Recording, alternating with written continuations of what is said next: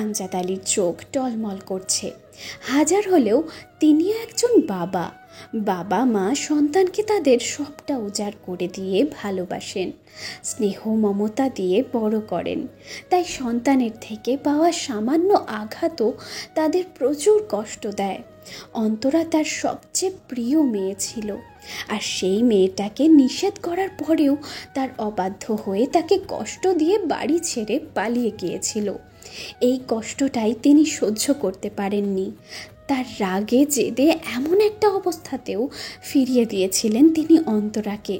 কিন্তু এখন সিফাতের কথায় তিনি নিজের রাগ জেদের কারণে ঘটা ঘটনাগুলোর জন্যই অনুতপ্ত। কষ্ট হচ্ছে তার, কিন্তু তিনি বাইরে সেসবের কিছুই প্রকাশ করলেন না। কঠিন গলায় বললেন, পলাশের মা, পলককে বিয়ের জন্য তৈরি হতে বলো, আর বাকিরাও যার যার কাজে যাও। বিয়ে বাড়িতে অনেক মেহমান, তাদের দেখো। তারপর সিফাতকে উদ্দেশ্য করে বললেন, বাবা তুমিও যাও, তৈরি হয়ে নাও। দুপুরে বিয়ে হওয়ার কথা ছিল, এখন প্রায় বিকেল শেষ, আর দেরি করো না। বলেই তিনি উঠে দাঁড়ালেন। তারপর দরজা খুলে বেরিয়ে যাওয়ার আগে পলককে বললেন, এইভাবে বাড়ি ছেড়ে যাওয়ার দরকার নেই পলক, বিয়ে হচ্ছে, শ্বশুর বাড়ি যাও। তুমি গেলে বাড়িতে একজনের জায়গা এমনিতেই হয়ে যাবে। বলেই তিনি বেরিয়ে গেলেন ঘর থেকে। ঘরে উপস্থিত সকলের মনেই খুশির ঝলক। সরাসরি কিছু না বললেও যে তিনি অন্তরাকে থাকতে দিতে রাজি হয়েছেন সেটা সবাই বুঝে গেল। নিশাত পলাশ নারাজ পলকের উপর, সব জেনেও তাদের কিছু না জানানোর জন্য। তারপর একটু আগে কেমন বিয়ে করবে না বলে জেদ ধরেছিল। সিফাত না থাকলে বোধহয় খারাপ কিছু একটা সত্যিই ঘটে যেত আজ। পলক কাঁদছে, খুশিতে কাঁদছে সে। কাঁদতে কাঁদতেই সিফাতের দিকে চাইল সে। মুচকি হেসে সব ঠিক আছে বলে চোখের ইশারায় আশ্বস্ত করল সে পলককে। পলকও চোখে জল মুখে হাসি নিয়ে কৃতজ্ঞতা জানালো তাকে। এই মানুষটাকেই সে চায়, খুব করে চায়, বাকি সারাটা জীবনের জন্য, প্রতিটা মুহূর্তের জন্য চায়। এই মানুষটাকে কষ্ট দেওয়া বা ঠকানো অসম্ভব তার জন্য। তাই এতদিন সাহস করে না বলা কথাটাও বিয়ের আগেই সে বলে দিতে চায় সিফাতকে। নিজের অতীতের সবটা বলেই সিফাতের হাত ধরে নতুন জীবনে পা রাখতে চায় সে। এখন একটা সুযোগ চাই শুধু, তাকে সবটা বলার। বর্তমান আয়নায় মুখ দেখার পর মিষ্টি মুখ করানো হয়েছে নতুন বরবউকে। এবারেও একজনের খাওয়া মিষ্টিটা আর একই গ্লাসের পানি খাওয়ানো হয়েছে তাদের দুজনকে। এতে নাকি স্বামী স্ত্রীর ভালোবাসা বাড়ে। সব আচার অনুষ্ঠান শেষে ফার্ম হাউসের গার্ডেনে আয়োজন করা পার্টিতেও সামিল হলো সবাই। সেখানে নতুন বরবউকে অভিনন্দন আর শুভেচ্ছা জানালো সবাই। বিথি তো মহা খুশি, তার মনের ভয়টাও কেটে গেছে। তিয়ান, পলক আর সিফাত প্রত্যেকেই তার নিজ নিজ জায়গাটা পেয়েছে। তিয়ান তাকে বলেছে সবটা। পলকের সাথে সিফাতের সাথে এই কদিন যা যা কথা হয়েছে তার সবটাই খুলে বলেছে। প্রথমে তিয়ানের উপর ভীষণ রকম রাগ হয়েছিল বিথির, কিন্তু সেও তো জানে তিয়ান কেমন আর পলককে সে কতটা ভালোবেসেছিল, আর আজও ভালোবাসে। তাছাড়া পলকের বোঝানোর পর সে খুশি মনে সবটা মেনে নিয়েছে। নিজের কাজের জন্যও অনুতপ্ত সে নিজেই বলেছে সিফাতই বেস্ট পলকের জন্য। আর তিয়ানের এই উপলব্ধিটাই বিথির সব রাগ উড়িয়ে নিয়ে গেছে নিমেষেই। তার এখন স্বস্তি লাগছে খুব। সম্পর্কগুলো ভালো আছে, বরং আগের থেকেও বেশি স্ট্রং হয়ে গেছে। একে একে যখন সবাই নতুন বিবাহিত জুটিকে অভিনন্দন জানাতে ব্যস্ত, তখন স্টেজে উঠে এলো তিয়ানো। পলক কিছুই বলতে পারেনি সিফাতকে, বলার সুযোগই পায়নি বলা চলে। তার মনে কিছুটা খচখচে ভাব থাকলেও এত কিছুর মাঝে সেটাকে আর পাত্তা দেয়নি সে। সিফাতকে সে কষ্ট দিতে চায় না, আর কিছু কথা অন্তরালে থাকাই ভালো। তাই সবটা এখন ভাগ্যের উপর ছেড়ে দিয়েছে সে। তিয়ানকে দেখেই আলতো হাসলো সিফাত, বলল, হেই তাইয়ান, কি অবস্থা? সিফাতের এহেন প্রশ্নে একবার পলকের দিকে চাইল সে। তারপর সিফাতের দিকে তাকিয়ে আলতো হেসে বলল, ভালোবাসি তো, তাই পলক যেটাতে খুশি সেটাতে আমিও। বলেই এগিয়ে গিয়ে হাত করলো সিফাতকে। তিয়ানের এমন কথায় খুব স্বস্তি পেল সিফাত। সত্যি সে পলককে ভালোবাসে খুব, আর ভালোবাসে বলেই পলকের চাওয়াটাকে মন থেকে সম্মান করতে পেরেছে, মেনে নিয়েছে বাস্তবটাকে। তার মৃন্ময়ী ভাগ্যবতী বটে। বিথি আর তিয়ানের মতো বন্ধু আছে তার জীবনে, যারা সর্বাবস্থায় তার ভালো চায়। সন্তুষ্ট চিত্তে শক্ত করে জড়িয়ে ধরে তাকেও হাত করলো সিফাত। সিফাতকে ছেড়ে পলকের কাছে এগিয়ে গেল তিয়ান। আলতো হেসে বলল, কংগ্রাচুলেশন শ্যামকন্যা। Thanks Tian. মৃদু হেসে বলল পলক। তারপর পলককে দেখিয়ে সিফাতকে ইশারায় জিজ্ঞেস করলো সে একবার পলককে হাগ করতে পারে কিনা। সিফাত খুশি মনে চোখের ইশারায় তাকে অনুমতি দিল। অনুমতি পেয়েই আলতো করে জড়িয়ে ধরল সে পলককে। তার মাথায় হাত বুলিয়ে দিয়ে বলল, তোমার জন্য সিফাত ভাইয়ের থেকে পারফেক্ট আর কেউ হতে পারতো না পলক। কখনো কষ্ট দিও না তাকে। তুমি খুব খুব খুব সুখী হবে ইনশাল্লাহ। বলেই পলককে ছেড়ে দিয়ে সোজা হয়ে দাঁড়ালো সে। মৃদু হেসে স্টেজ থেকে চলে যাওয়ার জন্য পা বাড়াতেই তার হাত টেনে ধরল পলক। তিয়ান তার দিকে ফিরে চাইতেই খুব আদুরে স্বরে বলল পলক, তুমিও থাকবে তো আমার পাশে সারা জীবন? Always deer. বলেই আলতো করে তার গাল ছুঁয়ে দিল তিয়ান। পাশে দাঁড়িয়ে এই সবটাই দেখল সিফাত। মনে মনে বলল, আলহামদুলিল্লাহ। রাত 9:44। পলককে নিয়ে যাওয়া হচ্ছে সিফাতদের ঢাকার বাড়িতে। কেঁদে কেটে একাকার অবস্থা পলকের। বিদায়ের সময় খুব কেঁদেছে সে। সিফাত বুঝিয়েছিল তাকে, এত কান্নাকাটির কিচ্ছু নেই। এই পরিবারটা আজীবন তারই থাকবে, শুধু ঘর বদল হচ্ছে, নতুন একটা পরিবার পাচ্ছে সে। কিন্তু পলক মানেনি। রুকুও সিফাতকে ধমকে চুপ করিয়ে দিয়েছে, বলেছে তুই বুঝবি না এই কষ্টটা। তারপর থেকে সিফাত কিছুই বলেনি আর। আজ সারাদিনও কম কাঁদেনি মেয়েটা। বিয়েতে মেকআপ করবে না বলেও হালকা পাতলা মেকআপ তাকে করতেই হয়েছে, কারণ কেঁদে কেটে চেহারার হাল বেহাল করে ফেলেছিল সে। সিফাত এতক্ষণ কিছু না বললেও এবারে একরকম ফুঁসে উঠল সে। চাপার আগের স্বরে বলল, তোমাকে তো আমি বিয়ে করে নিয়ে যাচ্ছি মৃন্ময়ী, কিডন্যাপ করে নয়। এভাবে কান্না করছো কেন? এত কষ্ট কেন দিচ্ছ আমাকে? সিফাতের এহেন ধাঁচের কথা শুনে চকিতেই কান্না থেমে গেল পলকের। ফ্যাল ফ্যাল করে কতক্ষণ সিফাতের দিকে চেয়ে থেকে হতবাক স্বরে প্রশ্ন করল তাকে, আমার বিয়ে হয়েছে, পরিবার আমি ছেড়ে এসেছি, কষ্ট হচ্ছে আমার, তাই কান্নাও আমি করছি। এতে আপনি কষ্ট পাচ্ছেন কেন? কষ্ট পাচ্ছি কারণ আপনি আর আমি তো আলাদা নই এখন থেকে। আমার অর্ধেক অস্তিত্বই তো এখন আপনার হয়ে গেছে, কেবলই আপনার। সিফাতের কণ্ঠে অদ্ভুত ঘোর, আর চোখ জোড়ায় অপ্রতুল ভালোবাসা স্পষ্ট। এই চোখ জোড়ার দিকে কিছু সময় চেয়ে রইল পলক। কান্না থামার পর ফুপাচ্ছিল পলক, এখন সেটাও থেমে গেছে তার। বেশিক্ষণ তাকিয়ে থাকতে পারল না সে ওই গভীর দৃষ্টিপানে। দৃষ্টি সরিয়ে নিল সে।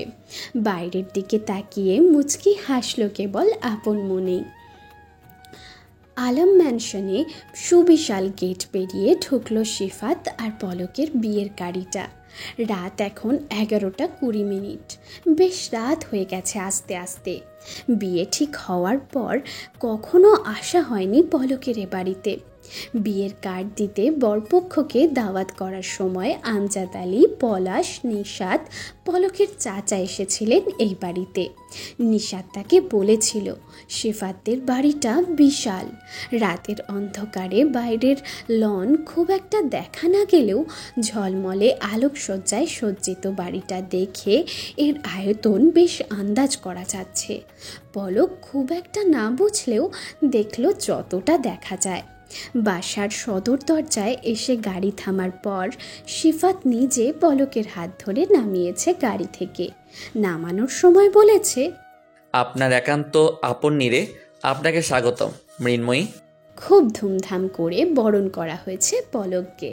মিসেস রেহেনুমা, রেহানা, রুকু, রিহান, আবিদ, দিহান, ইয়ানা, আলম ম্যানশনের কয়েকজন সার্ভেন্ট সবাই ছিল পলককে বরণ করার জন্য, কেবল সারা ও ইস্তিয়াক আলম বাদে। গাড়ি থেকে নেমেই তারা যার যার মতো নিজের ঘরে চলে গেছে।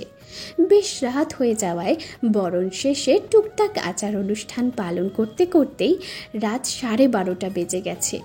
তারপর পলককে সোজা পাঠানো হলো শিফাতের ঘরে। রুকু আর ইয়ানা মিলে তাকে নিয়ে রেখে এলো শিফাতের ঘরে। তাকে সব বুঝিয়ে দিয়ে বেরিয়ে এলো তারাও। একা ঘরে শিফাতের অপেক্ষায় রয়ে গেল পলক। আজ তার আর শিফাতের জীবনের সবচেয়ে গুরুত্বপূর্ণ রাত। আজ থেকে তাদের নতুন জীবনের সূচনা। 3 কবুল বলার সাথে সাথেই তো এক হয়ে গেছিল তারা। তবুও আজ থেকে সেই নতুন মানুষের সাথে নতুন এক পথ চলার যাত্রা শুরু হবে এই রাত থেকেই। এক ঘরে, এক ছাদের তলায় তৈরি হবে তাদের ছোট্ট এক সংসার। পলককে বাসর ঘরে রেখে গেছে বেশ অনেকক্ষণ, কিন্তু শিফাত আসেনি এখনো। সারাদিনের ধকলে খুব ক্লান্ত লাগছে পলকের, কিন্তু বাসর ঘরে বর আসার আগে তো বউ ঘুমিয়ে পড়লে চলে না, তাই পলককেও জেগে বসে থাকতে হচ্ছে। বসে বসে বোর হয়ে গেছে সে, তাই বিছানা থেকে নেমে দাঁড়ালো এবারে রুমটা খানিকটা পর্যবেক্ষণের উদ্দেশ্যে। শিফাতের ঘরটা বেশ বড় আর খোলামেলা। প্রয়োজনীয় কয়েকটা ফার্নিচার আর কিছু সাজসজ্জার জিনিস দিয়ে সাজানো ছিমছাম একটা ঘর। ঘরের মাঝ বরাবর একটা বড় খাট। খাটটা আজ বিভিন্ন ফুল দিয়ে হালকা কিন্তু খুব সুন্দর করে সাজানো। ফুলের গন্ধে সুবাসিত হয়ে আছে ঘরটা। খাটের দেওয়াল বরাবর শিফাতের বিশাল সাইজের সাদা কালো একটা ছবি। প্রাণোচ্ছল হাসিতে ভরপুর একটা মানুষ সে ছবিটায়। খাটের দুপাশে 2টো সাইড টেবিল, একটা ড্রেসিং টেবিল। বিছানার এক পাশ বরাবর কিছুটা দূরে সামনে 3 পাল্লার বিশাল একটা আলমারি রাখা।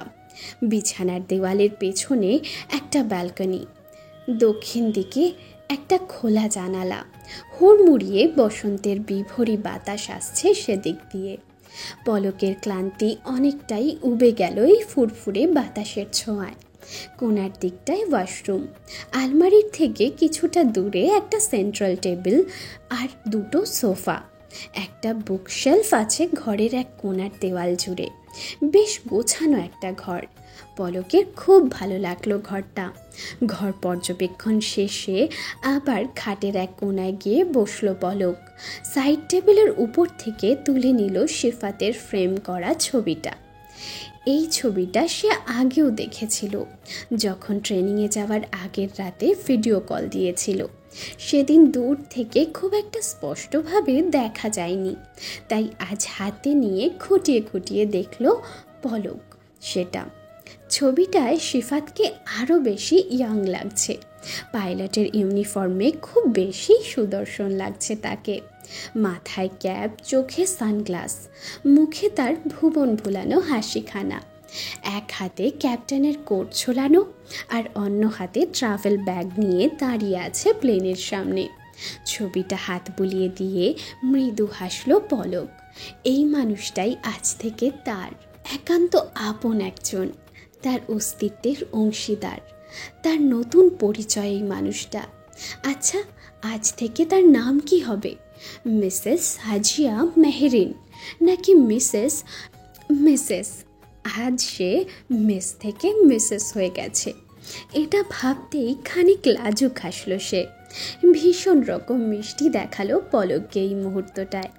এটাই তো হয় আসলে। মনের আনন্দ মুখের হাসিতে ফুটে উঠলে এক অন্যরকম সৌন্দর্য এসে শোভা বাড়িয়ে দেয় মানুষের। পলকের বেলায়ও সেটার ব্যতিক্রম হলো না। নববধূ সাজে এই লাজুক হাসিটা তার শোভা বাড়িয়ে দিল বহু গুণে। আসসালামু আলাইকুম মৃন্ময়ী।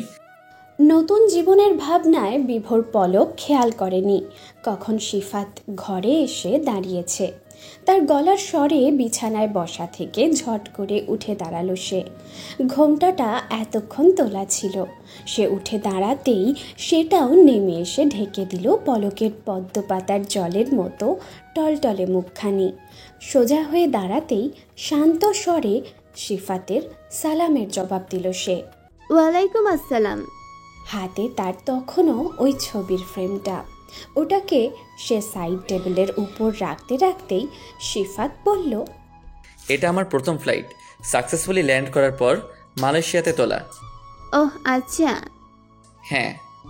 বলেই সে এগিয়ে গেল পলকের দিকে। সাইড টেবিলের কাছেই দাঁড়িয়েছিল পলক। সেখানে গিয়েই পলকের মুখোমুখি হয়ে দাঁড়ালো সে। ঘোমটার আড়ালে পলকের মুখটা অস্পষ্ট, কিন্তু সেই মুখটাও ভীষণ রকম সুন্দর লাগলো সিফাতের কাছে। আলতো হাসলো সে। ঘোমটার ভেতরেই পলক নজর ঝুঁকিয়েছিল। সেই অবস্থাতেই বিসমিল্লাহ বলে আলতো হাতে পলকের ঘোমটা তুলে দিল। নববধূ সাজে নজর ঝুঁকিয়ে রাখা পলকের লাজুক মুখখানি দেখেই মুগ্ধ হলো সে। বলল, মাশাআল্লাহ। তা শুনে মুচকি হাসল পলক। তারপর পলকের কপালের মাঝ বরাবর হাত রেখে দোয়া পড়ল সিফাত। এগিয়ে গিয়ে প্রথমবারের মতো তার দু হাতের আঁচলায় তুলে নিল তার মৃন্ময়ীর মুখখানি। এমন আলতো স্পর্শে ঈষৎ কেঁপে উঠল পলক। চট করে চোখ তুলে চাইল সিফাতের দিকে। তার অমন চাহনির দিকে তাকিয়ে মৃদু হাসল সিফাত। তারপর বেশ সময় নিয়ে তার পুরো ঠোঁটের স্পর্শে প্রগাঢ় এক চুম্বন এঁকে দিল তার মৃন্ময়ীর কপালে। সিফাতের এমন প্রেমময় স্পর্শে লজ্জায় আবেশে চোখ বন্ধ হয়ে এলো পলকের। মুহূর্তেই যেন এক হিমশীতল শিহরণ বয়ে গেল তার পুরো শরীর জুড়ে। এভাবে কোনো পুরুষের থেকে পাওয়া প্রথম স্পর্শ তার মনে হলো এই স্পর্শটা অন্যরকম, সব স্পর্শ থেকে আলাদা। তিয়ানের সাথে বন্ধুত্ব বা সম্পর্ক থাকাকালীন তিয়ান কখনোই তাকে এভাবে স্পর্শ করেনি, কিন্তু কখনো কখনো সে সামান্য কাছাকাছি এলেও একরকম অস্বস্তি এসে ঘিরে ধরত তাকে। তবে আজ বিন্দুমাত্র অস্বস্তি হচ্ছে না তার, বরং কেমন সুখ সুখ লাগছে। একটা হালাল স্পর্শ ঠিক কতটা তৃপ্তিদায়ক হতে পারে আজ সেটা খুব ভালোভাবেই অনুভব করলো পলক। পলকের কপালে চুমু দিয়ে তার মুখের দিকে তাকিয়েই সিফাত বলল, শুকর আলহামদুলিল্লাহ। লজ্জায় পলক কিছু বলতে পারল না, কেবল মাথা নিচু করে দাঁড়িয়ে রইল ওখানে। পলককে ছেড়ে সিফাত কিছুটা দূরে দাঁড়াতেই পলক এগিয়ে এলো তার দিকে। নিচের দিকে ঝুঁকে সিফাতকে সালাম করতে যেতেই চেঁচিয়ে উঠল সিফাত, এই মৃন্ময়ী, কি করছেন কি এটা? সিফাতের চেঁচানোতে পলক প্রথমে চমকে উঠলেও পরে অবাক স্বরে বলল, সালাম করছিলাম। ইসলামে এক এক আল্লাহ ব্যতীত অন্য কারো সিজদায় বা কারো সামনে এভাবে নত হতে নেই। জানেন না এটা আপনি? জানি। জানেন, তারপরও কেন সালাম করতে যাচ্ছিলেন? বাসর রাতে নাকি স্বামীর পায়ে হাত দিয়ে সালাম করতে হয়, নানি দাদি বলে দিয়েছে বারবার করে। ওনারা বলে দিয়েছেন বলেই মানতে হবে আপনাকে? শিক্ষিত মানুষ আপনি, নিজ থেকে জানার বোঝার ক্ষমতা আছে আপনার। সে আপনাকে যে যা বলবে মানবেন আপনি? মাথা ডায়ে বায়ে নাড়িয়ে না বলল পলক। সবার সব কথা সবসময় কানে তুলতে নেই মৃন্ময়ী। কেউ কিছু বললে সেটাকে ঠিকভাবে বুঝুন। নিজ জ্ঞান দিয়ে বিচার করুন আগে, তারপর সেটা আপনার নিজের কাছে অ্যাপ্রুভ হলে তখন সেটার প্রয়োগ করুন। আচ্ছা। এই তো গুড গার্ল। মুচকি হেসে বলল সিফাত। তারপর আবার বলল, তবে মৃন্ময়ী, এর পরিবর্তে একটা কাজ কিন্তু করতেই পারেন আপনি। কি কাজ? কৌতূহলী হয়ে জিজ্ঞেস করল পলক। সালাম করা তো নিষেধ আমাদের ধর্মে, কিন্তু আপনি চাইলে আমাকে হাক করতেই পারেন। এতে কোনো নিষেধ নেই, কিন্তু বরং নেকি আছে অনেক। বলেই দুষ্টু হাসল সিফাত। পলক পুরো ভ্যাবাচাকা খেয়ে গেছে সিফাতের এহেন দুষ্টুমিতে। হাঁক তো সে করলই না, বরং ফ্যাল ফ্যাল করে তাকিয়ে রইল সিফাতের ওই দুষ্টুমিতে ভরা হাসি হাসি মুখখানার দিকে। তাকে এভাবে তাকিয়ে থাকতে দেখে সজোরে হেসে দিল সিফাত। তারপর বলল, relax, I was kidding, just Mrinmoyee. সিফাতের কথায় নিজের স্টুপিডিটির ব্যাপারটা বুঝে আবারও লজ্জা পেয়ে গেল পলক। লাজুক হেসেই বলল, ধ্যাত। পলকের লজ্জা পাওয়া দেখে আরও একচোট হাসল সিফাত।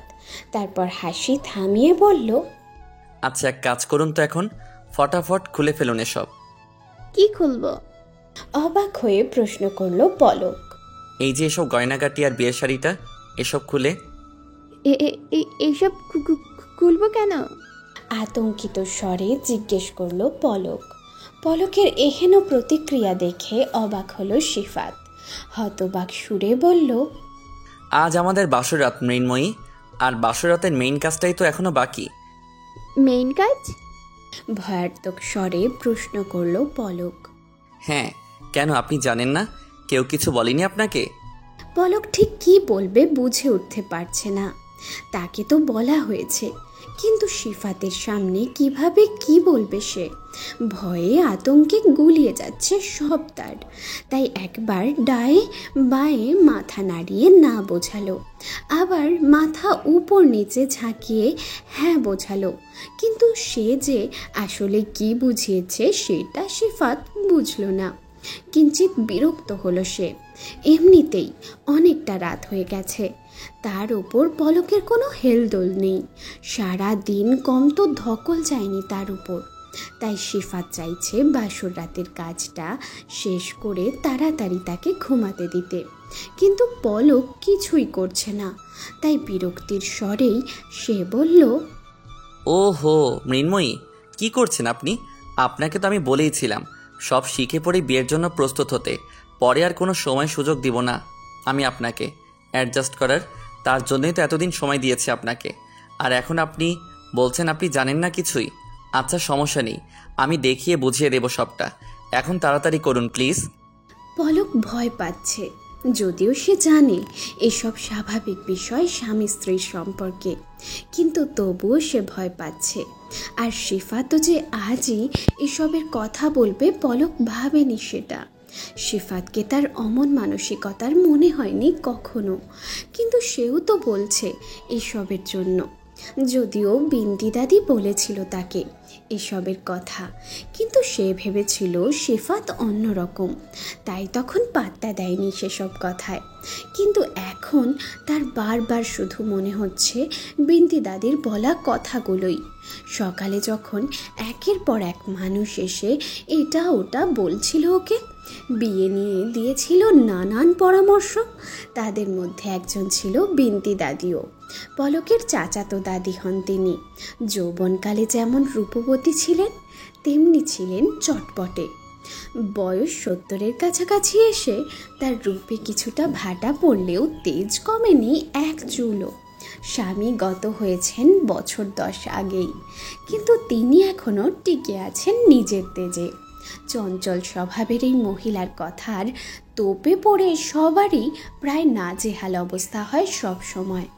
আজ সকালে ফার্ম হাউসে এসেই পলকের ঘরে গিয়েছিলেন তিনি। তাকে ঘরে ঢুকতে দেখে এমনিতেই বেরিয়ে গেছিল সব মানুষ। তার খপ্পরে পড়ার ইচ্ছে নেই কারও। নাজিয়া কেবল উসখুস করছিল তিনি যতক্ষণ ঘরে ছিলেন, কারণ সে ভালো করেই জানে এই মহিলার কথার কোনো ছিঁড়ি নেই। পলককে উনি ঠিক কী বলতে এসেছিল সেটাও নাজিয়া ভালো করেই জানতো। নিজের বিয়ের সময়ই এই অভিজ্ঞতা হয়ে গেছে তার। কিন্তু পলক এসব শুনলে লজ্জা পাবে ভীষণ, আর উনি যে স্বভাবের মানুষ, পলককে লজ্জায় ফেলার কোনো সুযোগ তিনি ছাড়বেন না। অনেকবার এটা ওটা বলে তাকে ঘর থেকে বের করার চেষ্টা করেছে নাজিয়া, কিন্তু উনি বউকে ধমকে চুপ করিয়ে দিয়েছেন নাজিয়াকে।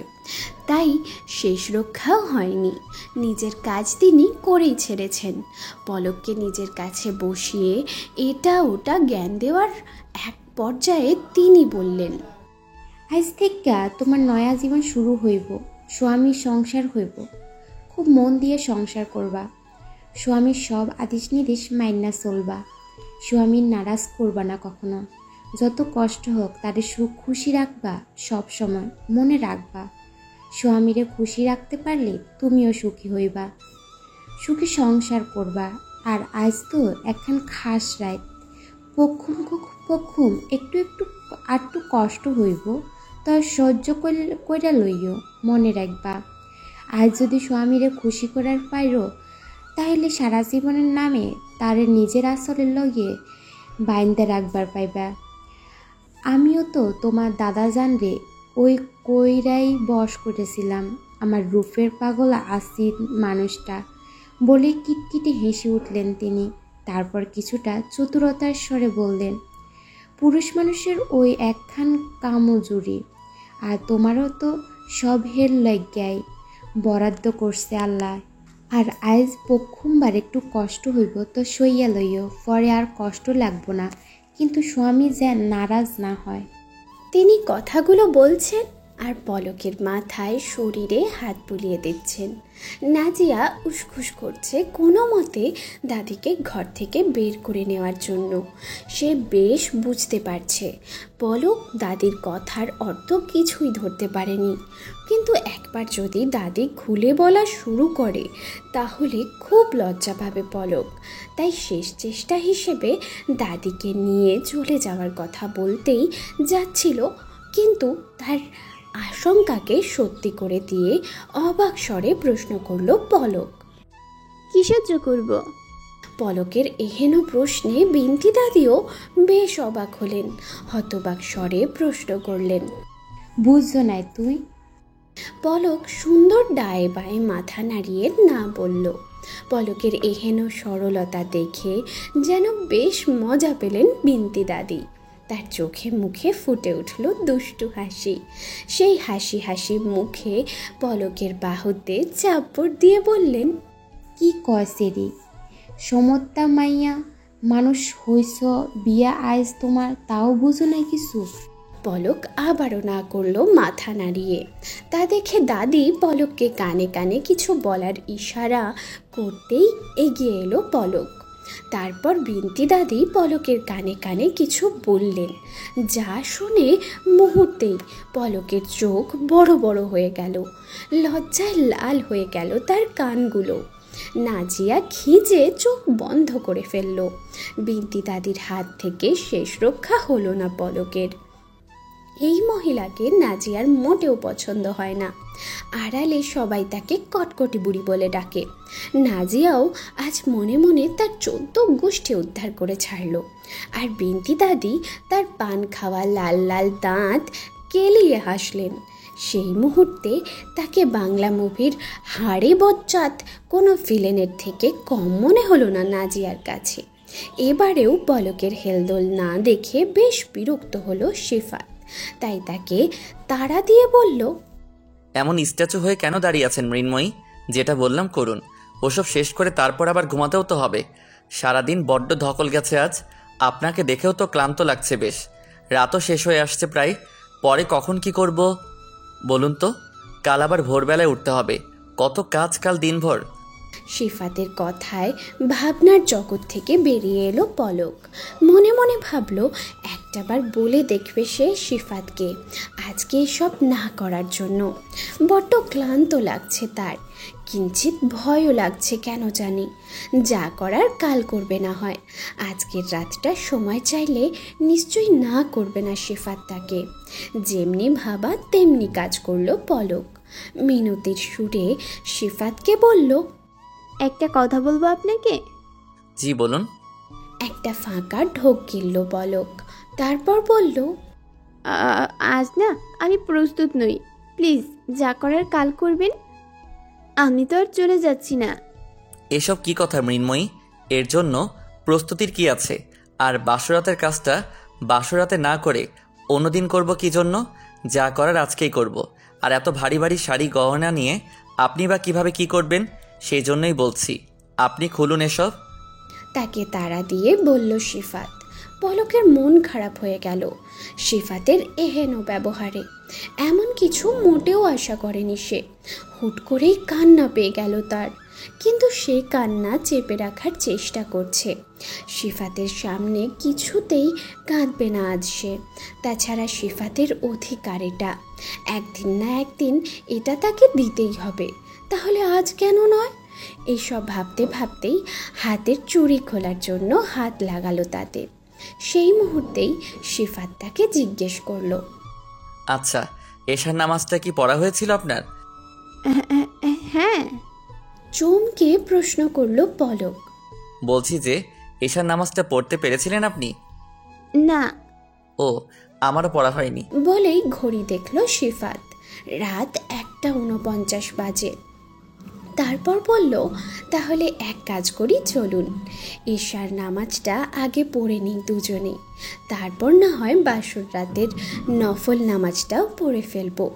একটু সময় লাগবে, কিন্তু নামাজটা মিস দিতে চাইছি না। বাসর রাত বলে কথা, এই রাতটা তো আর বারে বারে আসবে না।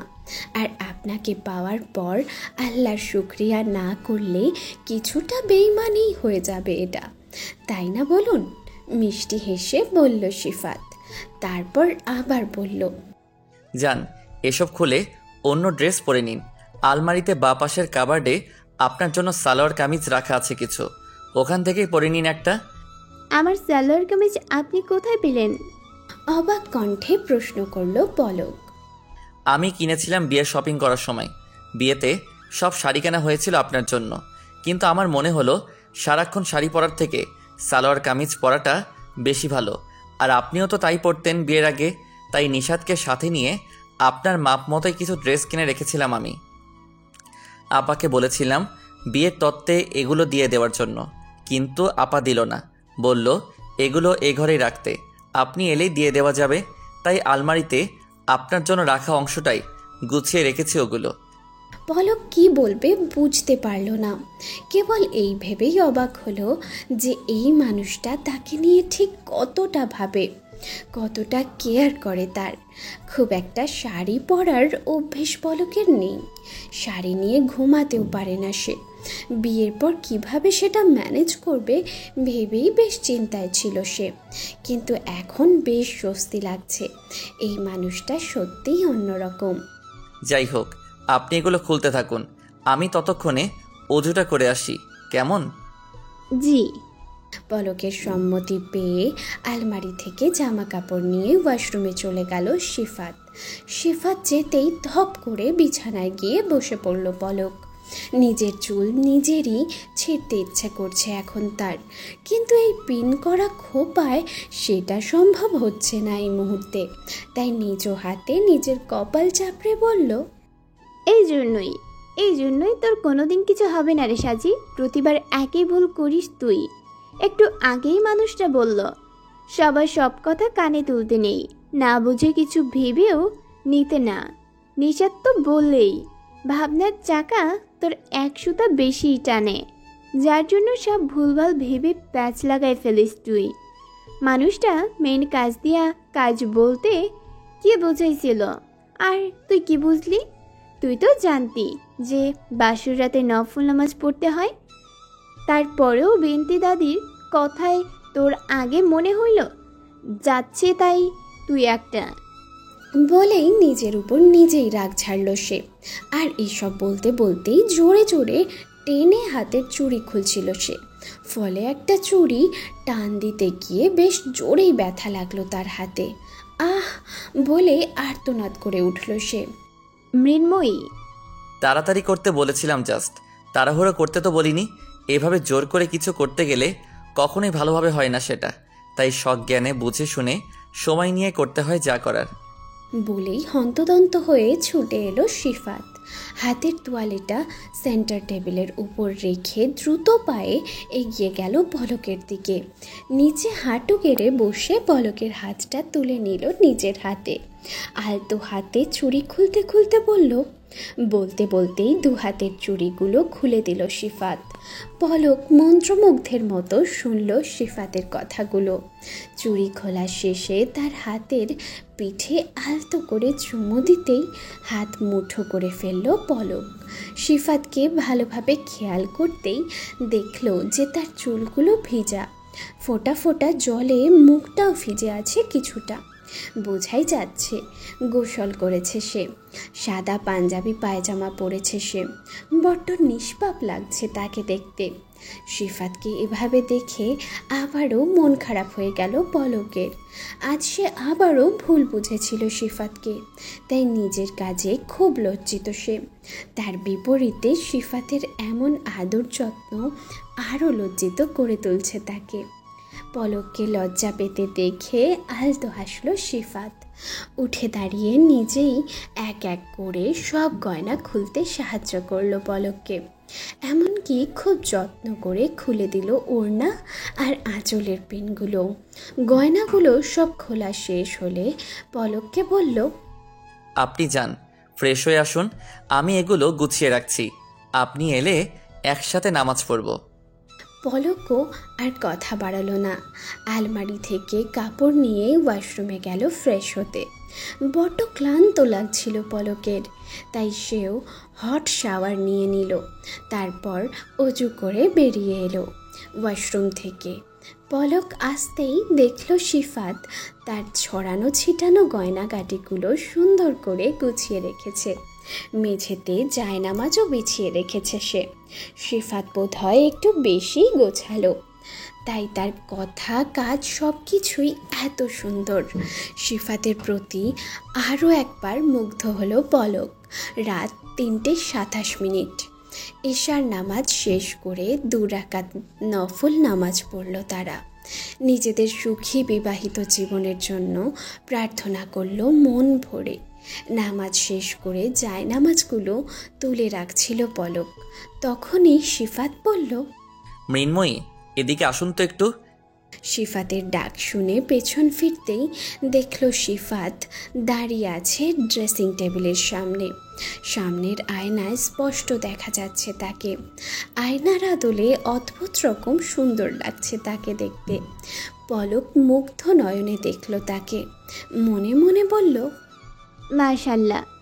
হাতের জায়নামাজগুলো টেবিলের উপর রেখে এগিয়ে গেল সে সিফাতের কাছে। তার পাশাপাশি দাঁড়াতেই আয়নার আদলে একত্রে ভেসে উঠল দুজনের প্রতিচ্ছবি। সেদিকে তাকিয়েই পলকের কাঁধে হাত রেখে তাকে নিজের সামনে এনে দাঁড় করালো সিফাত। আয়নায় এভাবে দেখল সে দুজনকে। পলকের শরীরে এই মুহূর্তে কোনো গয়না নেই, কেবল নাকের হিরে আর সোনায় জড়ানো ছোট নাকফুল ছাড়া। কোমর পর্যন্ত ছড়িয়ে আছে তার ভেজা চুল, কিন্তু মাথায় ওড়না দেওয়া। ভীষণ রকম স্নিগ্ধ পবিত্র লাগছে তাকে। সিফাত এক ধ্যানে চেয়ে রইল আয়নার আদলে ভেসে ওঠা তার মৃন্ময়ীর দিকে। তাকে এভাবে তাকিয়ে থাকতে দেখে লজ্জা পেল পলক। দৃষ্টি চঞ্চল হয়ে ছুটোছুটি করতে লাগলো সামনের ফ্লোরে। তা দেখে আলতো হাসলো সিফাত। আলতো হাতে পলকের ওড়না নামিয়ে চুলগুলোকে মুঠো করে নিয়ে পলককে ইশারায় ধরতে বলল ওগুলো। পলক বাধ্য মেয়ের মতো তাই করলো। তারপর ড্রেসিং টেবিলের উপর রাখা গয়নার বাক্সটা হাতে নিয়ে একটা চেন আর লকেট বের করে তাকে পরিয়ে দিল সিফাত। এরপর পলকের সামনে হাঁটু ভেঙে বসল সে। বক্স থেকে হালকা ডিজাইনের কিন্তু খুব সুন্দর একটা কোমরের বিছা বের করে পরিয়ে দিল পলককে। পরানোর সময় পলককে বলল, দেখি জামাটা একটু উঁচু করুন তো মৃন্ময়ী। প্রথমে তার কথায় হকচকিয়ে গেলেও সিফাতের শান্ত চোখের দিকে তাকিয়ে আপত্তি করল না আর। এক পাশ থেকে কামিজ ধরে খানিকটা উঁচু করতেই ওই সামান্য ফাঁক গলিয়েই বিছাটা জড়িয়ে দিল পলকের কোমরে। ওটা পরিয়ে দিতে দিতে বলল, এটা আপনার বাসরাতের উপহার মৃন্ময়ী, এটা সবসময় পরে থাকবেন আপনি। আমি ব্যতীত অন্য কেউ যেন এটা খোলার চেষ্টাও না করে, এমনকি স্বয়ং আপনিও না। পলক কিছু বলল না সিফাতের এহেন কথার বিপরীতে। ওটা পড়ানো শেষ হতেই উঠে দাঁড়ালো সিফাত। তারপর আরেকটা বক্স দেখিয়ে বলল, এতে হালকা কিছু গয়না আছে, সব সময় পরে থাকার জন্য। এখন থাক এগুলো, সকালে ঘর থেকে বেরোনোর আগে পরে নেবেন। আচ্ছা, তারপর খানিকটা মন খারাপের স্বরেই বলল, কিন্তু আমি যে আপনার জন্য কোনো উপহার আনিনি। আমার উপহার পাওয়ার সময় এখনো হয়নি মৃন্ময়ী, যেদিন সময় হবে আমি নিজেই নিয়ে নেব আপনার থেকে। বলেই বাঁকা হাসল সে। পলক কিছুই বুঝল না সিফাতের এহেন কথার অর্থ, কিন্তু মুখ ফুটে কিছু জিজ্ঞেসও করল না তাকে। পলককে এভাবে চুপচাপ দাঁড়িয়ে থাকতে দেখে ঘুমানোর জন্য তাড়া দিল সিফাত। মৃন্ময়ী, অনেক রাত হয়ে গেছে, আসুন এবার শুয়ে পড়ুন, ঘুমিয়ে নিন কিছুক্ষণ। বলতে বলতেই বিছানায় গিয়ে শোয়ার প্রস্তুতি নিল সিফাত, কিন্তু পলক ঠায় দাঁড়িয়ে রইল। এর আগে কোনো ছেলের সাথে এক বিছানায় শোয়া তো দূর, এক ঘরে থাকাও হয়নি তার। সিফাত তার স্বামী এটা জানে সে, কিন্তু তবুও বেশ ইতস্তত করছে সে। তাকে ওভাবে দাঁড়িয়ে থাকতে দেখে সিফাত বলল, ঘুমাতে আসুন মৃন্ময়ী, আজ সারাটা দিনও বেশ ধকল যাবে আপনার। এখন না ঘুমালে পরে সুযোগ পাবেন না, আর ঘুম না হলে শরীর খারাপ লাগবে। উঠে আসুন বিছানায়। সিফাতের কথায় এবার সে বিছানায় না গিয়ে পারল না। বিছানায় উঠে বালিশ ঠিক করে শোয়ার প্রস্তুতি নিতেই বাদ সাধল সিফাত। তারপর পলকের বালিশটা নিয়ে কিছুটা নামিয়ে তার পাশেই নিজের কিছুটা কাছাকাছি সেট করে বলল, এদিকে আসুন, এখানে ঘুমাবেন আপনি। সিফাতের উচ্চতা 5 ফুট 11 ইঞ্চি আর পলকের 5 ফুট 4 ইঞ্চি। বালিশের সেট করা পজিশন অনুযায়ী তাতে পলকের মাথাটা সিফাতের বুকের কাছাকাছি পড়ে। পলক বেশ অবাক হলো সিফাতের এমন কাজে, কিন্তু মুখে কিছুই না বলে বাধ্য মেয়ের মতো গিয়ে শুয়ে পড়ল সিফাতের পাশে, কিন্তু শুলো সিফাতের উল্টো পাশে কাত হয়ে। কিছুটা দূরে বালিশের এক কোণায় মাথা রেখে জড়সড় হয়েই শুয়ে রইল সে। ঘুমানোর জন্য চোখ বন্ধ করতেই পেটের উপর সিফাতের বলিষ্ঠ হাতের স্পর্শ অনুভব করল পলক। সারা শরীরে অদ্ভুত এক শিহরণ বয়ে গেল তার, কিন্তু ঠিকভাবে কিছু বুঝে ওঠার আগেই এক টানে তাকে নিজের বুকের কাছটায় এনে ঠেকালো সিফাত। পলক কিছু বলল না সিফাতের এহেন কাজে, চুপচাপ শুয়ে রইল ওভাবেই। ভেতর ভেতর শরীর কাঁপছে তার। সিফাতও তাকে ধরে রেখেছে ওভাবেই। হঠাৎ তার কানের কাছে মুখ নিয়ে ঘোর লাগানো কণ্ঠে সিফাত বলল, ভালোবাসি মৃন্ময়ী। বলেই পলকের মাথায় ভেজা চুলের উপরেই ঝুমু দিল সে। তারপর পলকের মাথায় বিলি কেটে দিতে দিতে বলল, ঘুমিয়ে যান এবার, শুভরাত্রি। বলেই ওই অবস্থাতেই চোখ বন্ধ করে ফেলল সে ঘুমানোর জন্য। মাথায় বিলি কাটার স্পর্শ অনুভব করছে পলক, কানে বাজছে সিফাতের বলা, ভালোবাসি মৃন্ময়ী। কথাটা মস্তিষ্কে চলছে আজ রাতের প্রতিটি মুহূর্তের কথা। সিফাতের প্রেমময় স্পর্শের অনুভূতিগুলো এখনও যেন খুব আবেশে জড়িয়ে আছে তাকে। এত কিছু ভাবতে ভাবতেই তার বন্ধ চোখ বেয়েই গড়িয়ে পড়ল দুফোঁটা সুখ জল। মনে মনে নিজেই নিজেকে প্রশ্ন করল সে, আগলে রাখতে পারবি তো সাজি এই সুখ পাখিটাকে? ভোর 5:37। ঘুম ভাঙার পর হালকা নড়ে চড়ে উঠতে গিয়ে পাঞ্জাবিতে টান অনুভব করল সিফাত। ভালোভাবে চোখ মেলে চাইতেই দেখল তার পাঞ্জাবির বুকের অংশটা খিঁচে মুঠোবন্দি করে রেখেছে পলক। এলোমেলো হয়ে থাকা চুলগুলোর কিছুটা এসে খানিকটা ঢেকে রেখেছে পলকের পদ্ম পাতার জলের মতো টলটলে মুখখানি। গতকালের ক্লান্তিময় দিন শেষে বিভোর ঘুমে আচ্ছন্ন পলক। বালিশ ছেড়ে সিফাতের হাতের উপর এসে ঘুমাচ্ছে সে। সিফাতও সযত্নে হাত দিয়ে আগলে রেখেছে তাকে। জীবনের নতুন পর্যায়ের প্রথম সকাল আজ। এত কাল একলা ঘরে, বিশাল এই ঘাটে একলা ঘুমানোর নিয়মে ভঙ্গ দিয়ে তারই পাশে শুয়ে আছে একজন নারী। এই নারীটি তার অর্ধাঙ্গিনী। এই নারীটিকেই সে ভালোবাসে, ভীষণ ভালোবাসে। এই ভেবেই মুচকি হাসলো সিফাত। তারপর খুব সাবধানে পাশ ফিরে পলকের মুখোমুখি হলো সে। আলতো হাতে পলকের মুখের উপর পড়া চুলগুলো সরিয়ে দিল সে। যত্ন করে গুজে দিল তার কানের পিঠে।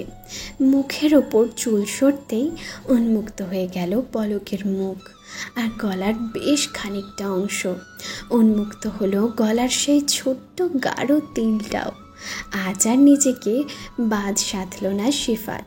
মন ভরে দেখল ওটাকে, পূরণ করে নিল ওটাকে ছুঁয়ে দেখার ইচ্ছাটাও। বুড়ো আঙুলটা দিয়ে আলতো করে ছুঁয়ে দিল ওটাকে। সেই স্পর্শেই খানিক নড়ে চড়ে উঠল পলক। তা দেখে আলতো হাসল সিফাত। তারপর পলকের কপালে গম্ভীরভাবে চুমু দিতেই ধীরে ধীরে চোখ পিটপিট করে চাইল পলক। পুরোপুরি চোখ মেলে চাইতেই সামনে তার দিকে ঝুঁকে থাকা সিফাতের হাসি হাসি মুখখানা দেখেই চমকে উঠল সে। চট করেই উঠে বসতে গিয়ে মুঠোয় সিফাতের পাঞ্জাবি থাকায় সম্ভব হলো না সেটা। সিফাতের মতো বলিষ্ঠ মানুষকে কি আর পলকের মতো মেয়ের মুঠো ভরা পাঞ্জাবি ধরে টলানো সম্ভব? তাই টান খেয়ে আবারও সে সিফাতের হাতের উপর গিয়ে পড়ল। সিফাত বেশ মজা পেল পলকের এহেন অবুঝ কাছে। মিটমিটিয়ে হাসতে লাগলো সে পলকের ওই আতঙ্কিত মুখখানির দিকে চেয়ে।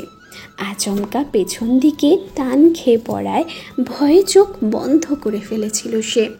তাই চোখ খুলে আবারও সিফাতকে ওভাবে দেখে বেশ বিভ্রান্তিতে পড়ে গেল পলক। চট করেই সিফাতকে প্রশ্ন করলো, আপনি এখানে কেন? আমার ঘর, আমার বিছানা, আর আমার বউটাও এখানে, তাই আমিও এখানে। বেশ রসিকতার স্বরে বলল সিফাত, আমার বউ। কথাটা শোনার পর কয়েক সেকেন্ড সময় লাগলো পলকের ব্যাপারটা বুঝতে।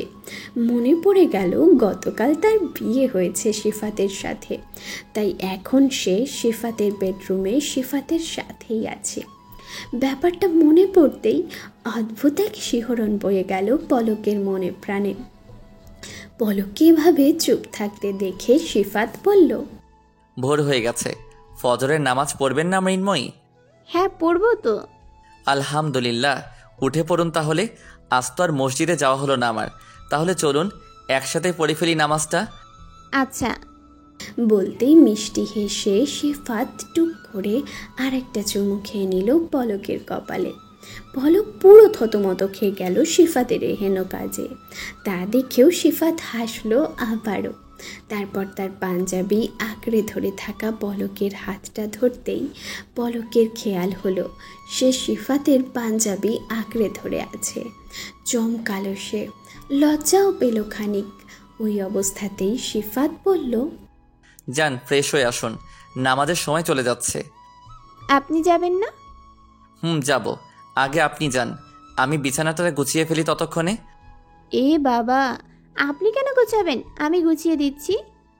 সমস্যা নেই, আমার অভ্যাস আছে। তাছাড়া নিজের কাজ নিজে করতেই পছন্দ করি আমি। কিন্তু এখন যেহেতু আপনি এসে গেছেন, তো এখন এসবের অর্ধেক ভাগ আপনার। সময় সময় আপনি আমি মিলেই করব সব, ওকে? জি। শুনতেই মিষ্টি হাসলো সিফাত। তারপর তাড়া দিল পলককে ফ্রেশ হয়ে আসার জন্য। পলকও বাধ্য মেয়ের মতো মেনে নিল সিফাতের কথা। ফজরের নামাজ শেষ করে জায়নামাজগুলো উঠিয়ে রাখলো পলক। সিফাত নিচে গেছে কি একটা কাজে। এই ফাঁকে পলক নিজেকে প্রস্তুত করার জন্য আয়নার সামনে গিয়ে দাঁড়ালো। ড্রেসিং টেবিলের উপর রাখা গয়নার বক্স থেকে একজোড়া হালকা চুড়ি আর কানের দুল পরে নিল।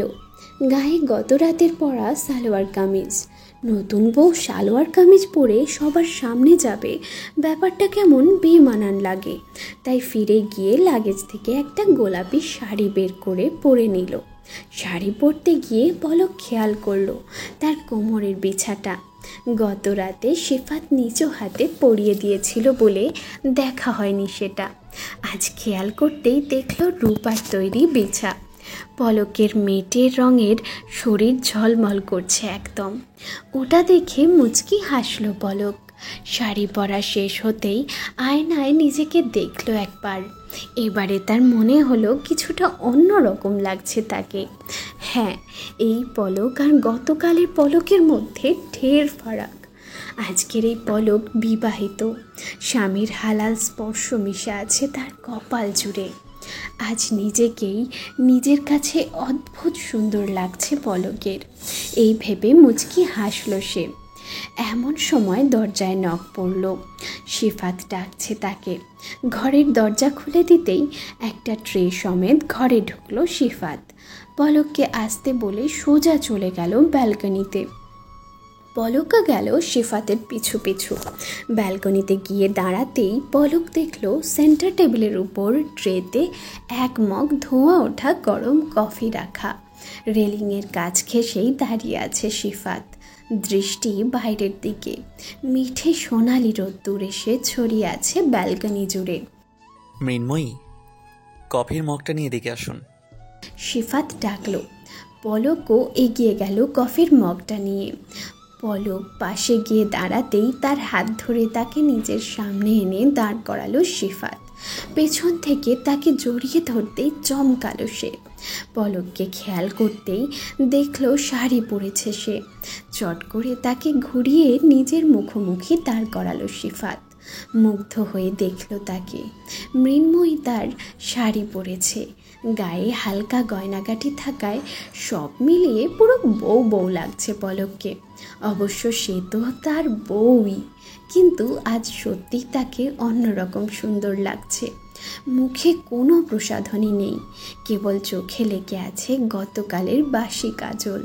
মাঝ বরাবর সিথি করে চুলগুলো খুলে রেখেছে সে। শান্ত নিবিড় চোখে তাকিয়ে আছে সে সিফাতের মুখ পানে। তাতেই অদ্ভুত সুন্দর লাগছে পলককে। তাকে ওভাবে দেখেই মুগ্ধতার হাসিতে ঝলমল করা চোখ মুখেই সিফাত বলল, মাশাআল্লাহ। তার কথা শুনে লাজুক হাসল পলক। তারপর বলল, আপনার কফিটা ঠান্ডা হয়ে যাচ্ছে, নিন ধরুন। আমাদের কফি মৃন্ময়ী। এটা বলতেই পলকের মনে পড়ে গেল প্রথমবার ছাদে পলকের মগ থেকে কফি খাওয়ার সময় সিফাতের বলা কথাটা। মুচকি হাসল সে। আপনি আগে চুমুক দিন, এতে নেকির ভাগটা আমি নেই আজ। বলেই মিষ্টি হাসল সিফাত। স্ত্রীর খাওয়া খাবার থেকে খাওয়াটা নবীজির সুন্নত, এটা জানে পলক। এতে নেকি পাওয়া যায়। সিফাতও এটার কথাই বোঝাচ্ছে সেটা। আর বুঝতে অসুবিধা হলো না পলকের, তাই মুচকি হেসে কফির মগে প্রথম চুমুকটাও সেই দিল। কিছুটা স্ট্রং কফি এটা, এত কড়া কফি খাওয়ার অভ্যাস নেই পলকের। তবু সিফাতের জন্য নির্দ্বিধায় খেয়ে নিল ওটা। তারপর এগিয়ে দিল সিফাতের দিকে। মগটা হাতে নিয়ে পলকের কোমরে হাত রেখে পিছন থেকে জড়িয়ে ধরল তাকে। বলল, আলহামদুলিল্লাহ, এটা আমাদের একসাথে দেখা প্রথম সকাল মৃন্ময়ী। আমৃত্যু এমনই এক একটা সকাল চাই আমার। মিঠে রোদ্দুর অথবা ঝুম বৃষ্টি কিংবা কুয়াশায় থাকা একটা ভোর। এক মগ কফি আর আমার মৃন্ময়ী থাকবে সেই সকালটাই। এইভাবে শুরু হবে রবের দেওয়া আমার রহমতের দিনগুলি। সিফাতের কথায় তাকে ধরে জড়িয়ে রাখা হাতটার উপর হাত রাখল পলক। ইনশাল্লাহ, বলল। পলকের এমন রেসপন্স দেখে খুশি হলো সিফাত। তার মাথায় চুলের ওপর চুমু দিয়ে বলল, আলহামদুলিল্লাহ। তারপর তার খাওয়ার পরে রয়ে যাওয়া অর্ধেকটা কফি সমেত মগটা পলকের হাতে দিয়ে বলল, এটা শেষ করুন, জগিংয়ে যাব আমি, আসছি এখন। জি। পলকের সম্মতি পেয়ে ব্যালকনি ছেড়ে ঘরে চলে গেল সিফাত। পলক কফির মগটা দেখল একবার। 3 কবুল বলে জড়ানো একটা পবিত্র সম্পর্ক কি সুন্দর এক করে দেয় দুটো পৃথক পৃথক মানুষকে। 4 দেওয়ালের একটা ঘর থেকে শুরু করে একজনের মন বাড়ির ঘর বারান্দা পর্যন্ত পুরোটাই তখন দুজনের একত্রিত অংশ হয়ে ওঠে। সিফাতকেও সে এভাবেই চায়। জীবনের প্রতিটা মুহূর্তে, আবেশে, অনুভূতিতে তার পুরোটা জীবন জুড়ে এই মানুষটাকেই সে পেতে চায়। আগলে রাখতে চায়, একান্ত নিজের করে। এইসব ভাবতে ভাবতেই কফির মগে একের পর এক চুমুক দিল সে। কফি শেষ করে খালি মগ আর ট্রেটা নিয়ে পা বাড়ালো নিচে যাওয়ার জন্য। নিচে নেমে দেখলো সার্ভেন্টরা সবারই ঘুমাতে বেশ দেরি হয়েছে, তাই এখনও ওঠেনি কেউ তেমন। ঘড়ি জানান দিচ্ছে সকাল 7টা বাজে এখন। একজন সার্ভেন্টের সাহায্য নিয়ে খুঁজে বের করলো কিচেনটা। নাস্তা মূলত সার্ভেন্টরাই বানায়, আজ পলক বানালো। সকাল 8:30টায় একে একে সবাই এসে জড়ো হলো নিচের হল রুমে। রোজ পেপার পড়তে পড়তে গার্ডেনে বসে চা খাওয়ার অভ্যাস ইশতিয়াক আলমের, তাই সার্ভেন্টকে চা দিতে বলে গার্ডেনে চলে গেলেন তিনি। কিছুক্ষণ পরে হাতে চায়ের ট্রে নিয়ে ইশতিয়াক আলমের সামনে গিয়ে দাঁড়ালো পলক। আসসালামু আলাইকুম বাবা। পেপারে চোখ ডুবিয়েছিলেন তিনি। হঠাৎ রোজকার নিয়ম পাল্টে সার্ভেন্টের জায়গায় পলকের কণ্ঠ শুনে চমকালেন তিনি। চোখ তুলে দেখলেন চায়ের ট্রে নিয়ে দাঁড়িয়ে আছে পলক। তাকে দেখে খুব একটা খুশি তিনি হলেন না, তবু গম্ভীর স্বরে সালামের জবাব দিয়ে বললেন,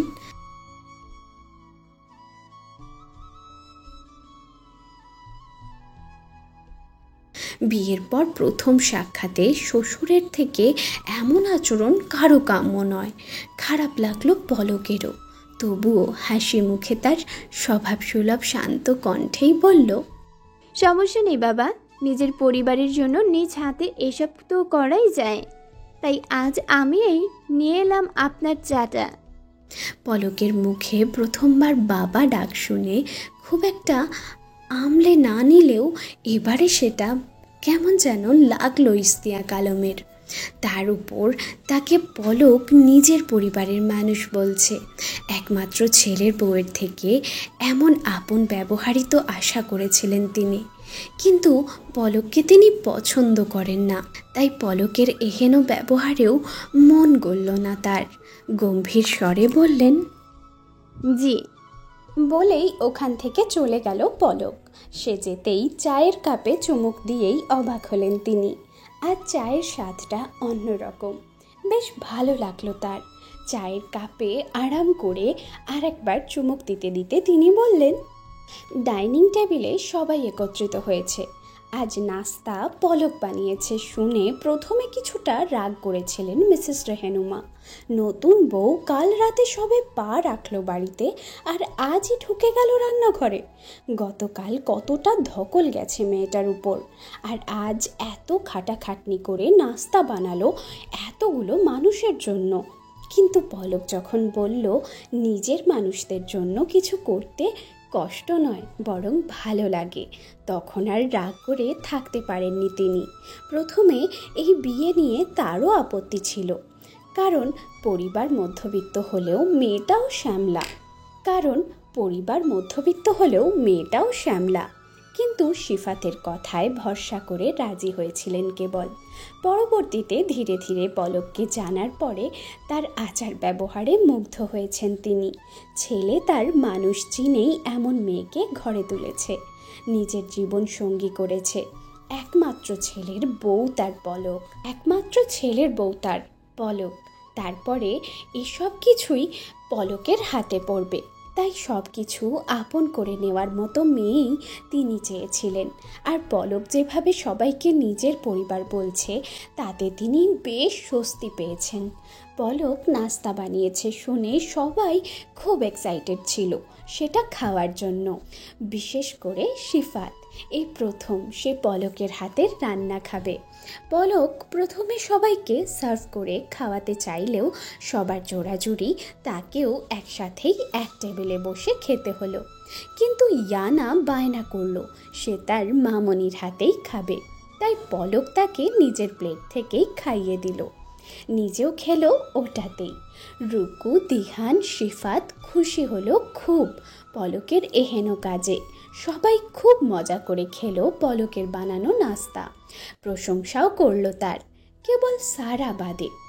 ইশতিয়াক আলম মুখে কিছু না বললেও মিসেস রেহেনুমাকে কিছু টাকা দিয়ে ইশারায় বললেন পলককে দিতে। নতুন বউ প্রথম রান্না করলে তাকে খুশি হয়ে উপহার দিতে হয়, এক প্রকার সংস্কৃতি এটা তাদের। কিন্তু মিসেস রেহেনুমা মুখ ভেঙিয়ে বললেন, তোমার বৌমা, তুমিই দাও নিজে, খুশি হবে সে, আমাকে কেন বলছো? স্ত্রীর থেকে এমন ছোটোখাটো মুখ ঝামটা খাওয়ার পর সবার সামনে আর সিন ক্রিয়েট করতে চাইলেন না তিনি। তাই পলককে টাকাটা বাড়িয়ে দিয়ে বললেন, প্রথমে কিছুটা ইতস্তত করলেও রেহেনুমা চোখের ইশারায় তাকে নিতে বললে সেও নিল ওটা। মিষ্টি হেসে বলল, ধন্যবাদ বাবা। একে একে শেফাতের খালু দিহানও উপহার স্বরূপ কিছু ক্যাশ দিল পলককে। আবিদ বলল, রিহানও আবিদের পিছু পিছু বলল, হ্যাঁ। ভাবি, আমিও বিকেলের দিকে উপহারটা দেব। তাতে আপত্তি জানিয়ে পলক বলল, না না, উপহার লাগবে না কোনো, আপনাদের খাবারটা ভালো লেগেছে সেটাই আমার স্বস্তি, আর কিছু লাগবে না আমার। আবিদ বলল, এক্স্যাক্টলি। রিহান বলল আবিদের কথায় সায় দিয়ে। রুকুও সায় দিল তাদের কথায়। প্রত্যুত্তরে পলক মিষ্টি করে হাসল কেবল। সবার উপহারের পালা শেষ হতেই সবাই শিফাতকে জিজ্ঞেস করলো সে কি দিবে উপহারে। শিফাতের কোনো প্রস্তুতি ছিল না উপহার দেওয়ার। ক্যাশ থাকলেও সবার মতো ক্যাশ দিতে ইচ্ছে হলো না তার। তাই জবাবে সে বলল তারটাও তোলা রইল, পরে দিবে সে। দুপুরের দিকে বেশ কিছু মেয়ে মহিলারা এলো নতুন বউ দেখতে। পলককে দেখার পরে নানানজন নানান কথাই বলেছে, যার মধ্যে প্রধান বিষয় ছিল এত মেয়ে থাকতে শিফাত শ্যামলা মেয়ে বিয়ে করে এনেছে। মেয়েটাকে শিফাতের তুলনায় খাটো লাগে। মেয়ের চেহারা ভালো হলেও সে শ্যামলা, আর শিফাত কত ফর্সা, শিফাতের সাথে বেমানান সে। তাদের বাচ্চা কাচ্চা হলেও এমন শ্যামলা হবে। মিসেস রেহেনুমা, রেহানা, রুকু এরা তাদের কথা আমলে নেয়নি, বরং বলেছে পলককে তারা দেখে শুনেই পছন্দ করে এনেছে। তাই তাদের বাড়ির বউ যেমনই হোক তা নিয়ে তাদের কোনো আপত্তি নেই। কিন্তু আমাদের সমাজে এক প্রকার মানুষ আছে যারা কখনোই অন্যের ভালোটা দেখে না, দেখতেই পারে না। এক প্রকার কেউ ভালো কিছু বললেও সেটাকে ভুল বা মিথ্যা বলে মনে করে। আসলে তাদের কাজই হয় নিজের নিম্নমানের মন মানসিকতা দিয়ে অন্যকে বিচার করা, নিজেদের কথায় অন্যকে হার্ট করা। ওখানেও তাই হলো। একজন মহিলা বললেন, মুখে যতই বলো রেহনুমা, নিজের একমাত্র সুন্দর ভালো ছেলের জন্য এমন মেয়ে কেউই চায় না। আর কথাই তো আছে, আগে দর্শনদারি পরে গুণ বিচারি। তাই যতই বলো এই মেয়েকে তোমরা পছন্দ করেই এনেছো, এই মেয়ের গায়ের রং নিয়ে তোমারও খুঁতখুঁতানি আছে মনে মনে, আমরা বুঝি সেটা। উপরে দাঁড়িয়ে ফোনে কথা বলছিল শিফাত। মহিলার কথাগুলো ঠিক কানে গেল তার। নিচে নেমে এলো সে, সুন্দর মতো সবাইকে সালাম দিয়ে বলল, আসসালামু আলাইকুম। কেমন দেখলেন আপনারা নতুন বউকে? বউ তো বাবা ভালোই মনে হলো, শান্তশিষ্ট, কিন্তু গায়ের রং যে শ্যামলা, তা কি দেখে এমন মেয়ে বিয়ে করে আনলে বাবা তুমি? পলককে বারে বারে শ্যামলা বলা মহিলাটি বললেন, ওই যে যেটা আপনারা দেখেও দেখতে পাচ্ছেন না, ওটা দেখেই আমি আর আমার পুরো পরিবার মৃন্ময়ীকে পছন্দ করে এনেছি। মানে? ওই যে আপনি বললেন না আগে দর্শনধারী পরে গুণবিচারী, ওটা দেখেই তো মৃন্ময়ীকে আমি নিজের স্ত্রী হিসেবে বিয়ে করে এই বাড়ির বউ করে এনেছি। বুঝলাম না বাবা তোমার কথাটা। না বোঝার কি আছে আন্টি, আপনি বললেন মৃন্ময় শান্তশিষ্ট স্বভাবের, সত্যি তাই। তার এই শান্তশিষ্ট স্বভাবের সাথেই আছে সুন্দর মানসিকতার একটা মন, যেটা তার শান্ত মুখের আদলে স্পষ্ট দেখতে পাই আমরা। তাই জন্য এতক্ষণ যাবৎ আপনাদের সব অহেতুক কথা চুপচাপ শুনে যাচ্ছে সে। কিন্তু আপনারা গুরুজন বিধায় আপনাদের সাথে কোনো খারাপ ব্যবহার করবে এমন শিক্ষা তার নেই, কিন্তু আপনারা তা দেখতে পাননি, তাই তাকে নিয়ে এসব বলছেন। তার রূপের বাহ্যিক আবরণটা দেখে তাকে বিচার করতে বসে গেছেন, কিন্তু আমরা তার ওই রূপের দর্শনধারী করেই তার গুণ বিচার করেছি। নয়তো দর্শনধারীতে তো মাকাল ফলও কম কিছু নয়, কিন্তু গুণ বিচারিতে তার অবস্থান কোথায় সেটা আশা করি কারো অজানা নয়। বলেই মিষ্টি করে হাসল সিফাত। হয়েছে হয়েছে বাবা, আর বইয়ের হয়ে কথা বলে তাকে মাথায় তুলো না। একবার মাথায় উঠে গেলে তোমাদের সবাইকে নাকে দড়ি দিয়ে ঘোরাবে এই মেয়ে। ঘরের বউ, তাকে ঘরের বইয়ের মতোই রাখো। ওনার নাম মিসেস সাজিয়া মেহরিন পলক ওরফে মিসেস সাফওয়ান সিফাত। আশা করি এরপর থেকে মনে থাকবে আপনাদের ওনার নামটা। আর হ্যাঁ, কি যেন বললেন আন্টি? ঘরের বউ? You mean housewife? তাহলে একটা মজার কথা বলি আপনাকে। কি কথা? চোখ সরু করে জিজ্ঞেস করলেন তিনি। মজার ব্যাপার হচ্ছে, আমাদের সমাজে বাড়ির বউ যাকে বলা হয় হাউসওয়াইফ মানে গৃহিণী, তাকে আমাদের ধর্মে বলা হয় কুইন অব দ্য হাউস, অর্থাৎ ঘরের রানী। আর রানীকে তো মাথায় করে রাখতে হয়, তাই না বলুন? এই যে আমার মা, বোন, ছোট মা, এদের দেখছেন, এনারা এক একজন তাদের শ্বশুরবাড়িতে কেবল স্ত্রী বা বাড়ির বউ নয়, এক একজন রানী। তাহলে আমার বই বা বাদ যাবে কেন বলুন? বলেই আগের থেকেও চওড়া করে মিষ্টি হাসল সিফাত। সিফাতের কথায় মিটিমিটি হাসছে মিসেস রেহেনুমা, রেহানা আর রুকু। পলককে দেখতে আসা মহিলারা সব চুপ, কেবল পলকের চোখ জোড়ায় উপচে পড়ছে সুখ জল। রাতে বেশ ধুমধাম করেই অনুষ্ঠিত হয়ে গেল পলক সিফাতের রিসেপশনের অনুষ্ঠানটা। গাঢ় ময়ূরকণ্ঠী রঙের সাথে রূপালি আর নীল সুতো ও স্টোন দিয়ে কাজ করা সুন্দর একটা লেহেঙ্গা পরানো হয়েছে পলককে। সাথে মানানসই বিভিন্ন গহনা দিয়ে সাজিয়ে তোলা হয়েছে তাকে। পলকের চাপা সৌন্দর্যকে যেন খুব করে বাড়িয়ে তুলেছে এই সাজ, বিশেষ করে মাথায় পরানো সোনার তাজটা। পলককে সত্যি সত্যি রানীর মতো লাগছে আজ। এই সাজে পলককে দেখেই সিফাত প্রথমে বলেছে, আমার রানী মৃন্ময়ী। তবে সিফাতকে রাজা না মনে হলেও কোনো অতি সুন্দর সুপুরুষের চাইতে কম লাগছে না। ব্ল্যাক অ্যান্ড হোয়াইট কম্বিনেশনের স্যুট টাই শো পরেছে সে, দাড়ি কামিয়ে মুখ ক্লিন শেভ করেছে, চুলগুলো জেল দিয়ে সুন্দর করে সেট করা, হাতে ব্র্যান্ডেড ঘড়ি। আজ যেন একটু বেশি সুন্দর লাগছে তাকে। আজ সিফাতকে দেখে বড়সড় ধরনের ক্রাশ খেয়ে গেছে পলক, কিন্তু মুখ ফুটে বলতে পারেনি কিছুই।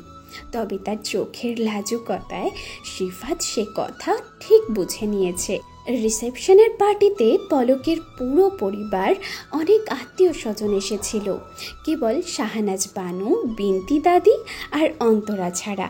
সিফাতের অনেক অনেক বিজনেস ক্লায়েন্ট, কলিগ আর বন্ধু বান্ধবও এসেছিল তিয়ান আর বিথিও।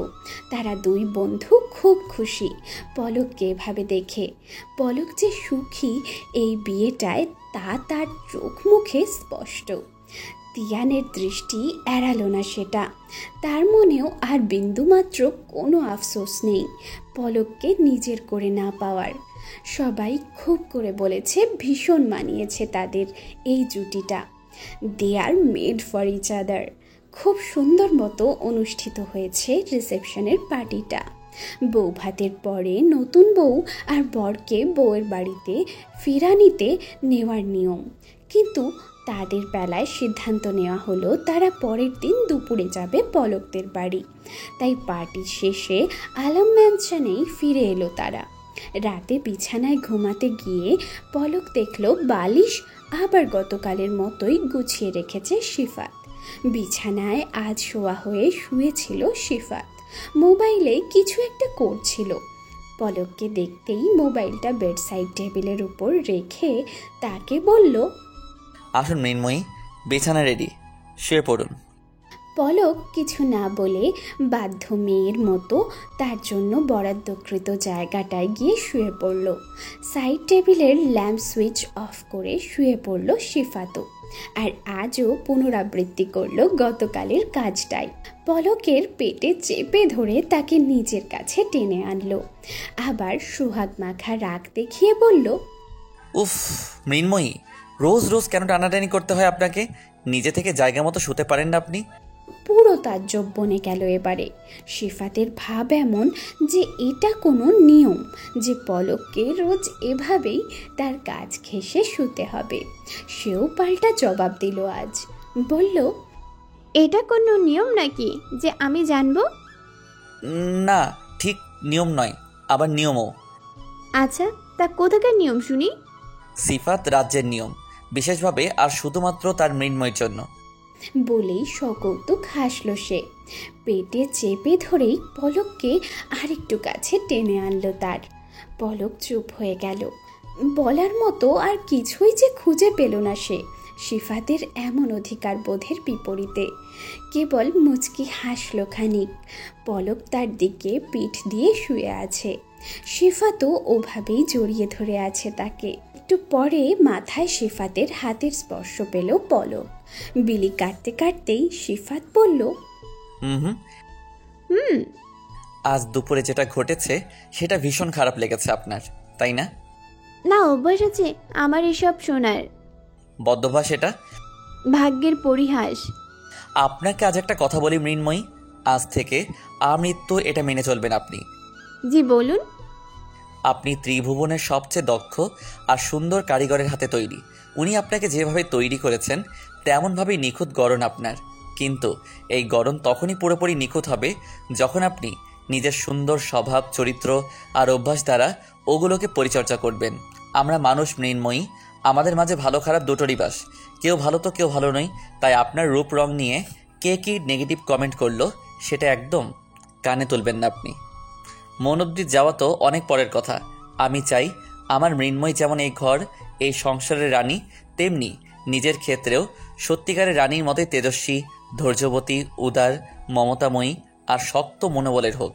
নিজেকে নিজের প্রকৃত রূপে ভালোবেসে তার রবের সৃষ্টির প্রতি সন্তুষ্টি প্রকাশ করুক, তার প্রশংসা করুক, তার শুকরিয়া করুক। এমন মায়াবতী রূপ দেওয়ার জন্য আমার রানীটা এমন হবে তো মৃন্ময়ী। পলকের মাথায় বিলি কাটতে কাটতে কথাগুলো বলছিল সিফাত। বুঝতে শেখার পর থেকে নিজের রূপ রং নিয়ে কোনো কালেই আফসোস ছিল না পলকের। কিন্তু কিছু কিছু সময় তারও মন ভেঙে যায় লোকের এমন কথায়। খারাপ লাগে তারও, কিন্তু সমাজের এই নেতিবাচক ধারণা বহু বহু বছরের পুরনো।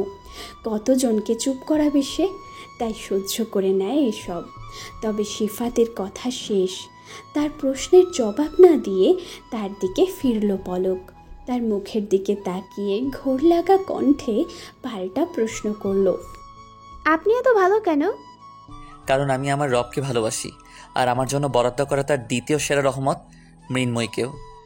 বলেই পলকের কপালে প্রগাঢ়ভাবে এঁকে দিল তার প্রেমময় স্পর্শ। ঘরের এ মাথা থেকে ও মাথা অবধি পায়চারি করে চলেছে পলক। মেজাজ খারাপ তার, প্রচণ্ড মেজাজ খারাপ। অপেক্ষা করছে সিফাতের ঘরে আসার। কিন্তু নতুন জামাইকে পেয়ে গল্পে মেতে উঠেছে আমজাদ আলী, পলাশ, পলকের চাচা, মামা আর অন্যান্য অনেক আত্মীয় স্বজনই। আজ দুপুরে ফিরানিতে এসেছে তারা পলকের বাড়িতে। ফেব্রুয়ারি মাসেও দিন মোটামুটি ভালোই ছোট হয়, সময় চলে যায় তাড়াতাড়ি। তাই নতুন জামাই বরণ করে সবার আদর আপ্যায়ন করতে করতে দুপুরের খাওয়াটাই দেরি হয়ে গেছিল।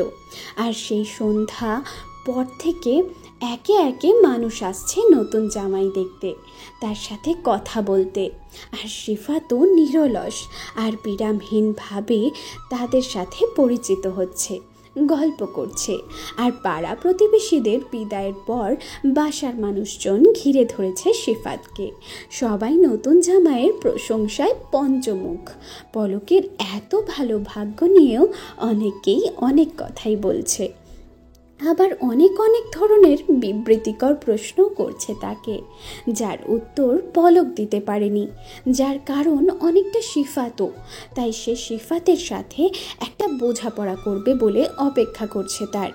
রাত 11:30, সবে মাত্র ঘরে এসেছে সিফাত। পলকের ঘরটাতেই আজ রাতের জন্য থাকার ব্যবস্থা করা হয়েছে তাদের।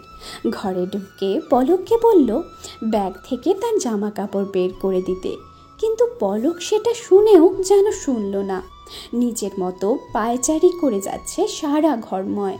ড্রেসিং টেবিলের সামনে দাঁড়িয়ে হাতের ঘড়িটা খুলে রাখছিল সিফাত। আয়নায় চোখ পড়তেই দেখল পলক ওভাবে পায়চারি করছে ঘরে। এখনও শাড়ি পরে আছে সে, চেঞ্জ অবধি করেনি। ঘড়িটা ড্রেসিং টেবিলের উপর রেখে বলল, পেটে ব্যথা করছে কি আপনার? সিফাতের এহেন প্রশ্নে থতমত খেয়ে গেল পলক। হতবাক স্বরে প্রশ্ন করল, পেটে ব্যথা করবে কেন? সে তো কত কারণেই করতে পারে, কিন্তু আপনার কথা শুনে মনে হচ্ছে পেট ঠিক আছে আপনার। না হলে এভাবেই ইঁদুরের মতো ঘরময় পায়চারি করছেন কেন? কি ইঁদুর? আমাকে ইঁদুরের মতো লাগছে আপনার? না, আপনাকে ইঁদুরের মতো লাগবে কেন? আপনার কাজটা লাগছে, তাই বললাম আর কি। যাই হোক, হয়েছেটা কি সেটা বলুন। কি আর হবে, মানুষের হাসি ঠাট্টার পাত্রী হতে হয়েছে আমাকে। মানুষগুলো এমন কেন? পলকের মুখ কাঁদো কাঁদো। পলক খুব সহজে কাঁদে না, এটা সিফাত জানে খুব ভালো করেই। তাই তাকে এভাবে কাঁদো কাঁদো অবস্থায় দেখে চিন্তায় পড়ে গেল সিফাত। দ্রুত পায়ে এগিয়ে গিয়ে পলকের মুখোমুখি হয়ে দাঁড়ালো সে। আলতো হাতে এক হাত পলকের গালে রেখে চিন্তিত স্বরে জিজ্ঞেস করলো তাকে, কি হয়েছে মৃন্ময়ী? কে কি বলেছে আপনাকে? কে আবার বলবে? ওরাই তো বলছে। কারা? আমাকে দেখতে এসেছিল যারা। সিফাত সঠিক বুঝল না পলক ঠিক কাদের কথা বলছে, তাই এই প্রসঙ্গ এড়িয়ে জিজ্ঞেস করলো, আচ্ছা ঠিক আছে, কিন্তু কি বলেছে সেটা তো বলবেন। এটা কি উপহার দিয়েছেন আপনি আমাকে বাসর রাতে? হ্যাঁ, রাগ রাগ গলায় বলল পলক। কি গিফট দিব আবার? বিছাটা তো দিয়েইছি। কেন, আরও কিছু লাগতো আপনার? আই মিন, অন্য কিছু লাগবে? লাগলে বলুন, আমি কিনে দিব। দূর। কি? আচ্ছা, আপনাকে কে বলেছিল এত কিছু থাকতে এই বিছাটাই দিতে? আপনি জানেন অনেকেই আমাকে জিজ্ঞেস করেছে বাসরাতে আপনি কি দিয়েছেন আমাকে। হ্যাঁ তো, আপনি বলেননি কি দিয়েছি? বলেছিল তো, আর বলেই তো কাল হয়েছে আমার। মানে? বিছা দিয়েছে বলার পর তারা দেখতে চেয়েছিল, কিন্তু আমি দেখাতে পারিনি। তার জন্য আমাকে কত কি বলেছে জানেন? না, জানি না। সিফাতের নির্বিকার উত্তর। তা দেখে পলকের মেজাজ আরও খারাপ হলো। গাল থেকে সিফাতের হাত সরিয়ে দিয়ে উত্তেজিত কণ্ঠে বলল,